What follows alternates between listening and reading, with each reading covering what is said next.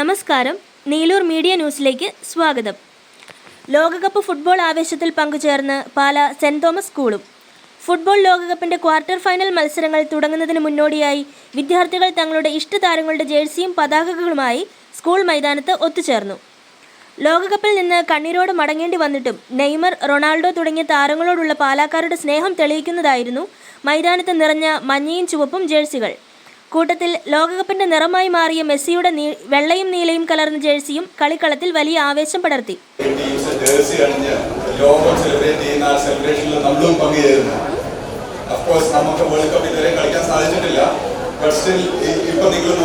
ഇൻസ്റ്റാഗ്രാമില് വേൾഡില് ഏറ്റവും കൂടുതൽ ഫുട്ബോളിന്റെ ഫോളോവേഴ്സ് ഇന്ത്യക്കാരുടെ 2ാം സ്ഥാനത്താണ്.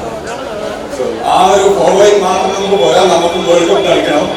With your motivation, നിങ്ങളുടെ ഈ പ്രചരണം നമുക്ക് തീർച്ചയായിട്ടും ഉറപ്പുണ്ട്.